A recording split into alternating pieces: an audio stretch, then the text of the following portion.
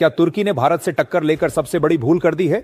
जो भूमध्य सागर में भारतीय युद्धपोतों को चुनौती देने की कोशिश कर रहा था, भारत के रास्ते में रोड़ा बनना और भारत के खिलाफ जहर उगल करके भारत को ललकारना तुर्की की सबसे बड़ी गलती बन चुका है। और अब यह गलती तुर्की की एक एक सामरिक शक्ति पर भारी पड़ रही है। लेकिन तुर्की का यह सपना सपने में ही रह गया और हकीकत में जो हुआ उसने तुर्की की इस वक्त रूह कपा दी है। तुर्की हर बार भारत के खिलाफ साजिश रचता रहा, भारत ने कार्रवाई भी की, एर्दोगान का पसीना छुड़ा दिया है, हालत खराब कर दी। मेरे साथ तुर्की के लिए टेंशन क्यों लेकर आ रहा है? पंकज जी, सबसे पहले तो बताइए। एक सख्त रद्दमल दिखाया गया है और सरकारी हलकों के अंदर हाई अलर्ट की खबरें भी गर्दिश कर रही हैं। मुख्तसर ये जान लीजिए कि अमेरिका के जानिब से राइटर्स के अंदर इस खबर को शाया किया गया, जिसमें तुर्की और इंडिया का क्लैश जोरों शोर पे चल रहा है और भारत तुर्की को ऐसे मुंह तोड़ जवाब दे रहा है कि तुर्की के टांगे कांप रही है थर थर। भाई मुंह तोड़ जवाब भाई, टांगे हिला के रख दिए भाई साहब भारत ने भाई तुर्की की। ये क्या? क्योंकि भारत ने पिछले 48 घंटों में तुर्की के साथ जो किया है वो वास्तव में अविश्वसनीय है। और भारत ने तुर्की को बिना किसी हथियारों के चौतरफा भूमध्य सागर में घेर रखा है। तुर्की की वो नेवी जिस पर वो बहुत घमंड कर रहा था, वही तुर्की के युद्धपोत, जिन युद्धपोतों से तुर्की भारत को धमकियां भेज रहा था, अब उन्हीं युद्धपोतों पर भारत ने अपना कब्जा जमा लिया है। और इस वक्त भारतीय नेवी ने भूमध्य सागर में तुर्की की नेवी को चौतरफा घेर रखा है। यहां तक कि तुर्की की नेवी तो छोड़ो, वहां के सैनिक जो इन नेवी पर मौजूद थे, इन जहाजों पर तैनात किए गए थे, वो भी इस वक्त भारत के कब्जे में पहुंच चुके हैं। आखिरकार तुर्की को बहुत बड़ी क्षमता से हारना ही पड़ गया। का हमलावर होना, उसके बाद हम देख रहे थे कि अमेरिका की बैक के सपोर्ट के साथ तो कोई चीज हम नहीं देख सकते कि उस सपोर्ट के बगैर कोई चीज हो रही हो। आपकी एंटिसिपेशन क्या है कि किस किस्म का जवाब हो सकता है और क्या हालात बनने जा रहे हैं?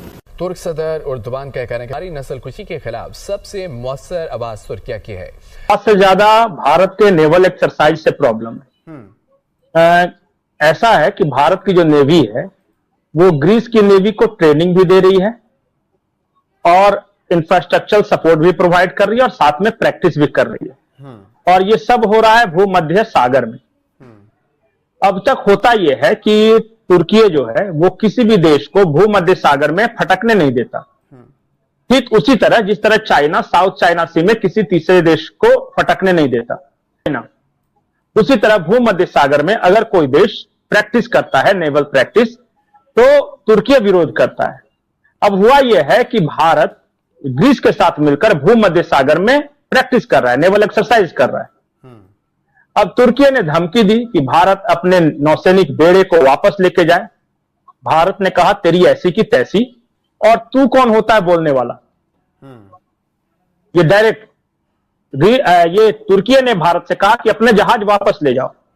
भारत ने कहा जहाज तो वापस नहीं आएगा बेटा, और अगर ज्यादा चू चपड़ की और कुछ इधर कार्रवाई करने की कोशिश की तो मारेंगे सो अलावा। साफ साफ लैंग्वेज में तुर्की की इतनी शक्ति नहीं है कि इंडियन नेवी से टकरा जाए। सरदार साहब, बड़ा हसास मामला है और आपने खुलकर इसके ऊपर बात की। आप क्योंकि अब हम मसाइल की बात कर रहे हैं तो उनके जी शामिल साहब कर ले, आप मसाइल की बात करें तो हम हल भी अगर आप इसका पेश कर दें कि एक सिचुएशन तो है और हम देख रहे हैं कि बहुत हसास मामला है और खतरनाक सिचुएशन है, तो उसका सोल्यूशन क्या हो सकता है? फिर मज़ाहिमत को तकरीबन 100 घंटा हो चुका है, 100 घंटे से ज्यादा हो चुका है। यस, न्यूज आ रही है, खबरें आ रही हैं और 100 घंटे के बाद खुलासा यह है आज तुर्की को लगा था कि भारत क्या ही कर लेगा। तुर्की को लगा था कि उसके ड्रोन भारत को चंद सेकंड के अंदर ही तबाह कर देंगे, भारतीय युद्धपोतों की जानकारी उन तक पहुंचा देंगे। लेकिन तुर्की का पूरा प्लान फेल हो चुका है और तुर्की इस वक्त पूरी तरीके से भारत के सिकंजे में आ चुका है। कौन से इलाके तो ज्यादा मुतासिर हुए हैं जा रही है? तो अनफॉर्चुनेट वाकया है ये। तुर्की की तारीख में 100 साल बाद बड़ी तबाही मचाई थी। 100 साल के बाद ये इस तरह का अंदोनाक वाकया हुआ है और इसका मरकज जो था वो कौमी मीडिया वो मुजफ्फराबाद के दूर दराज गांव के किसी देहात के अंदर शौकत नवाज मीर के पास पहुंचता है। इंटरनेशनल मीडिया रिपोर्ट कर रहा है तो पूरी दुनिया इस सारी मूवमेंट को देख रही है। उसका जो अभी सेंटर बन गया है, खुलासा बन गया है, वो उसके अंदर एक फैक्टर है और ये बड़ा घटिया फैक्टर है, बड़ा खलीज किस्म का फैक्टर है। ये मुर्दार खाता है, ये हराम खाता है, ये गिद्ध है, ये हवाओं में उड़ रहा है, और वो है इंडिया। इंडिया इस वक्त दिलचस्पी दिखा रहा है, बहुत ज्यादा दिलचस्पी दिखा रहा है, बल्कि वो आप यूं कह सकते हैं कि ढोल मार रहा है, नाच रहा है, और नाच नाच कर सेलिब्रेट कर रहा है। वो पकड़े हैं, तमाम के साथ हुआ। उसको दूसरी तरफ पाकिस्तान के अंदर ऐसे लोग मौजूद हैं जो एंटायर कश्मीर एक सेंटिमेंट को हवा दे रहे हैं, और इसके अंदर बेशर्मी की इंतहा पार की है पाकिस्तान की मीडिया ने। ये घटियापन है नाज़रीन, ये झूठ बोल रहे हैं।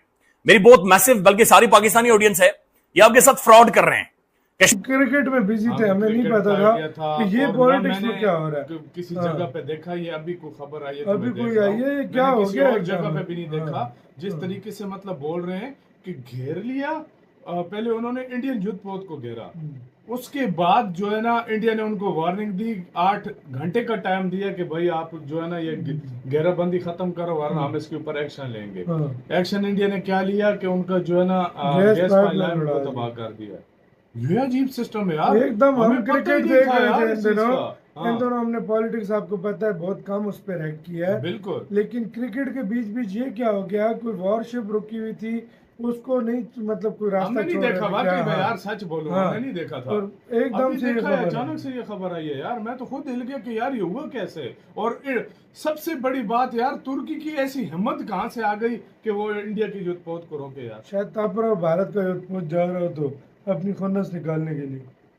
ये भी सिस्टम है यार, कुछ भी हो सकता है भाई, मुझे इस चीज का नहीं पता, यकीन करें मुझे आइडिया नहीं था कुछ। फुल एंटी इंडिया हुआ है, बहुत ज्यादा नफरत होगी उसके अंदर। बैंड भी तो इंडिया बजा रहा है, पाइपलाइन उड़ा भी दिए, पाकिस्तानी कह रहे डोवाल का ऑफिस उड़ाओ।